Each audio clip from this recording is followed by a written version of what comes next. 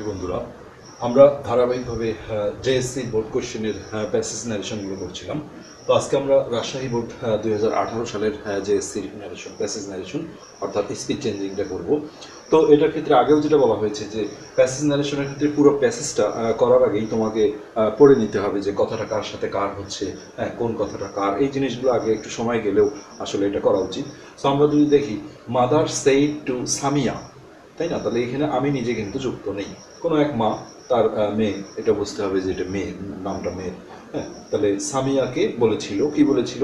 What are you doing now, তুমি এখন কি করছো? তাহলে একটা ইন্টারোগেটিভ সেন্টেন্স। মা সামিয়াকে বলেছিল যে তুমি এখন কি করছো। Okay, I am watching television mother, Samia replied. তাহলে এটা আমরা ইনডাইরেক্ট করার সময় দেখা যায় প্রশ্নের উত্তরটা রিপ্লাইড দিয়ে করি, এটা এর আগেও দেখেছো তোমরা। তো অনেক সময় এটা দেখা যায় ডাইরেক্ট স্পিচেও রিপ্লাইডটা দিয়ে দেয়, সেটা সমস্যা না, আমরা নর্মালি এটা রিপ্লাইড লিখবো। যেমন অনেক সময় ইন্টারোগেটিভের বাক্যগুলো ডাইরেক্ট স্পিচে সেইড না দিয়ে অনেক সময় আক্সড দিয়ে দেয়, এটা কিন্তু বিষয় না।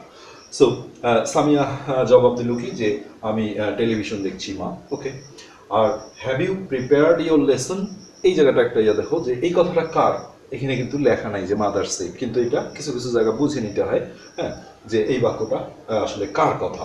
দেখো সামিয়া রিপ্লাইড বলে এটা কিন্তু এইখানকার কথাটা হয়ে গেল, কিন্তু have you prepared your lesson, তুমি কি তোমার পড়া প্রস্তুত করেছো, এই বাক্যটা অবশ্যই তাহলে মায়ের, কিন্তু এখানে বলা নাই যে এটা মাদার সেইড। আচ্ছা, তারপরে ইয়েস মাদার, হ্যাঁ মা। হ্যাঁ, তারপরে ওখানেও বলা নাই, তারপরে আমরা বুঝে নিচ্ছি যে এটা মেয়ের কথা হবে, সামিয়া ইয়েস মাদার। হ্যাঁ, এখন এইটা দেখো, it is late night, late at night মানে এখন মধ্যরাত। Go to bed mother said, তার মানে মা যে কথাটা বললো সেটা হলো এটা একটা, যে এখন মধ্যরাত হয়ে গেছে, ওই যে প্রথমে বলছিল তুমি কি করছো এখন। হ্যাঁ, মধ্যরাত হয়ে গেছে, তারপরে এটা ইম্পারেটিভ সেন্টেন্স একটা ভার্ব দিয়ে শুরু। হ্যাঁ, যে বিছানায় যাও মানে ঘুমাতে যাও। সো এই বাক্যটাও মায়ের ছিল, কিন্তু ওখানেও কোনো ছিল না। যাই হোক, আমরা এখন ডাইরেক্ট এটা ঢুকে যাই। তো প্যাসেজ ন্যারেশনের ক্ষেত্রে তোমরা জানো একটা একটা করে বাক্য নিতে হয়। তো আমরা প্রথমে এই বাক্যটা নিয়ে আলোচনা করছি, যে ইন্টারোগেটিভ যেহেতু, তাহলে আমরা রিপোর্টিং ভার্বটাকে আক্সড করে দিচ্ছি। তাহলে মাদার, মাদার আক্সড, আর আক্সড আসলে এখানে আমরা টুটা তুলে দিই, দিয়ে এখানে সামিয়া। এর পরবর্তীতে আমরা এটা প্রোনাউন দিয়ে ইউজ করব, আসলে প্রথমবার একটু বলতে হয়। হ্যাঁ, এর পরবর্তীতে সামিয়ার বিষয়টা আসলে হার, তাকে এইভাবে দেব। তাহলে মাদার আক্সড সামিয়া, আর ডাব্লিউএস ওয়ার্ড থাকলে তোমরা জানো যে ডাব্লিউএস ওয়ার্ড থাকে সেটাই বসাইতে হয়, কিন্তু এখানে ইনভার্টেড কমার প্রথম অক্ষর হিসেবে বড় হাতের থাকে, আর এখানে কিন্তু একটু ডাব্লুটা ছোট করে লিখতে হয়, কেননা ছোট হাতের ডাব্লু আর বড় হাতের ডাব্লু আসলে একই সাইজের উপরই ডিপেন্ড করে, বড় ক্যাপিটাল লেটার না স্মল লেটার। সো মাদার আক্সড সামিয়া হোয়াট। এখন এই বাক্যটা আমরা অ্যাসার্টিভেও জানি যে এটা পাস্ট টেন্সের কোনো একটা টেন্সের গঠনে থাকলে পাস্টের চারটার মধ্যে একটা, তবেই রিপোর্টেড স্পিচের টেন্স চেঞ্জ হয়। যেহেতু এটা পাস্ট ইনডিফিনিটে আছে, এই যে সাবজেক্ট মূল ভার্বের পাস্ট ফর্ম, সো এটা টেন্স আছে বর্তমানে প্রেজেন্ট কন্টিনিউয়াস, আর আর আইএনজি, তাহলে করে দিতে হবে পাস্ট কন্টিনিউয়াস। আর এইখানে বারবার যেটা বলি, ইন্টারোগেটিভ এই ভুলটা খুবই হয়, এই ডাব্লিউএস ওয়ার্ড আসার পরেই তোমাকে আগেই কিন্তু সাহায্যকারী ভার্ব দেওয়া যাবে না। কেউ যদি চিন্তা করে প্রেজেন্ট কন্টিনিউয়াস আছে, করতে হবে পাস্ট কন্টিনিউয়াস, পাস্ট কন্টিনিউয়াসের সাহায্যকারী ওয়াজ ওয়্যার। হ্যাঁ, তাহলে সেক্ষেত্রে সাবজেক্ট কি আসবে, তার সাথে ওয়াজ হয় না ওয়্যার হয়, সেটা আগে বসিয়ে দিই, তাহলে কিন্তু বাক্যটা ভুল হয়ে গেল।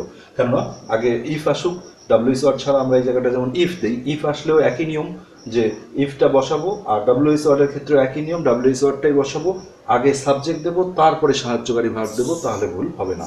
সো এইখানে মা যদি সামিয়াকে বলে তুমি, এই তুমিটা কিন্তু এই মেয়ে সামিয়া, অর্থাৎ যেহেতু এটা মেয়ে, তাহলে এটা শি দিয়ে করতে হবে। আর এইখানে সামিয়ার আসলে এটা প্রথম অক্ষরটা যেহেতু এস, খুব একটা এটা কাজ করছে না, তাহলে দিয়ে দিলাম এখানে এস তে আমরা সামিয়াকে বুঝবো, আর এম যদি ব্র্যাকেটে দেওয়া হয় তাহলে সেটা মাদারকে বুঝবো। তো এখন পাস্ট কন্টিনিউয়াসে যাব আমরা। হোয়াট শি ওয়াজ, শি এর সাথে যেহেতু ওয়াজ হয় আর আইএনজিটা থাকবেই, শি ওয়াজ ডুইং। আর নাও থাকলে, ডাইরেক্ট স্পিচে নাও থাকলে আমরা এর আগেও দেখেছি যে এটা ইনডাইরেক্ট করতে গেলে দেন বসাইতে হয়। নাও মানে এখন, আর ইনডাইরেক্ট স্পিচে যখন তুমি দেন বসাবা তখন মানে হবে তখন, মানে তখন তুমি কি করছিলে। তো একটা বাক্য কিন্তু ফুললি কমপ্লিট হয়ে গেল। এখন আমরা এইটায় আসি, এখান থেকে শুরু। I am watching television mother, Samia replied. So এটা আগেও প্রথমে বলেছিলাম যে প্রশ্নের উত্তরে কোনো বাক্য আসলে আমরা ইনডাইরেক্ট করার সময় রিপ্লাইড লিখি, কখনো কখনো ওরা রিপ্লাইডটা দিয়ে দেয়, তো আমি বলবো এটা আরো সোজা। সো সামিয়া, এখান থেকে আসবো, Samia replied that, Samia replied that, যেহেতু অ্যাসার্টিভ সেন্টেন্স এটা, তাহলে আমরা সুন্দর দ্যাটটা বসিয়ে দিলাম। আর আগের বাক্যটা ইন্টারোগেটিভ ছিল, এখানে কিন্তু কোনো দ্যাট আসেনি, প্রশ্নবোধকে দ্যাট হয় না।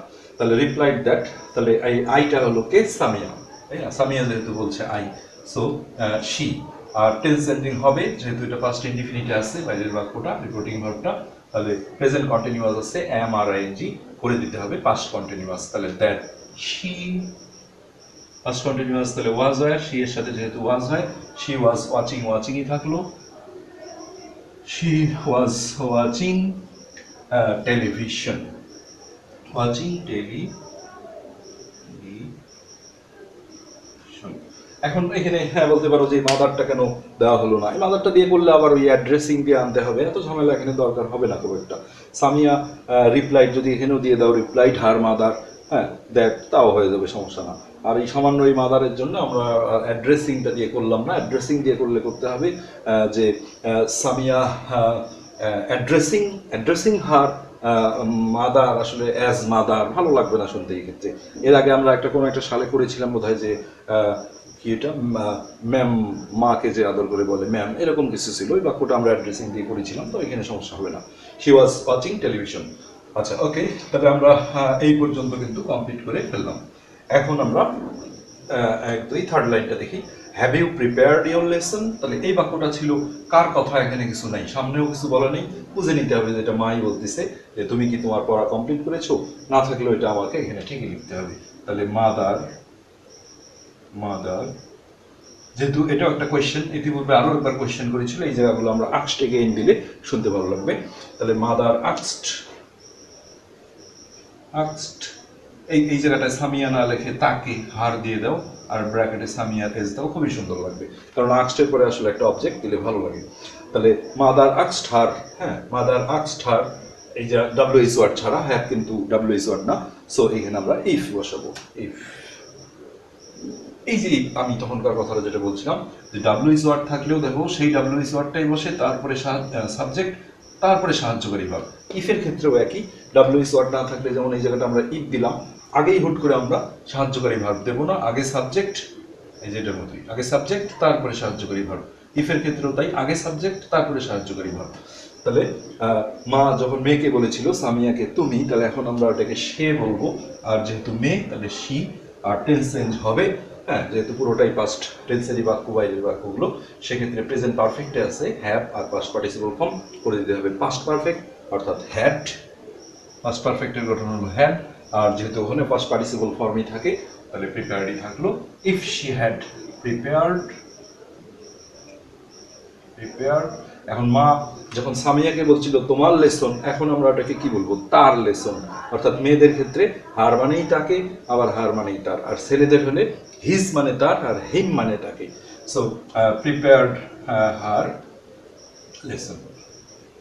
আর এটা বারবার আমরা বলি যে ডাইরেক্ট স্পিচটা ইনডাইরেক্ট ইন্টারোগেটিভ হোক, তোমার অপটেটিভ হোক, এক্সক্লামেটরি হোক, সবগুলো অ্যান্সার করলে অ্যাসার্টিভ হয়ে যায়, সো প্রশ্নবোধক চিহ্ন আসার কোনো অবকাশ নেই কিন্তু। আচ্ছা ইয়েস মাদার, এখন আমরা এইটুকে যাই। ইয়েস মাদার, এইটুকুই শুধু কিন্তু সামিয়া মেয়ের কথা, কিন্তু এখানে দেখো বলে নেই সামিয়া সেইড কিছু, যেহেতু এটাও কোয়েশ্চেনের একটা উত্তর, আমরা এটাও রিপ্লাইড দেবো। আর ইয়েস থাকলে তোমরা এর আগেও দেখেছো রিপ্লাইড ইন দ্য অ্যাফার্মেটিভ দিতে হয়, সো আমরা এইভাবে দিই। যদি শি দাও খুবই ভালো হয়, আর কিন্তু সেইখানে ব্র্যাকেটে সামিয়ার এসটা আমরা দিয়ে দেবো, বা সামিয়া লিখলেও এখানে সমস্যা ছিল না। তাহলে শি রিপ্লাইড,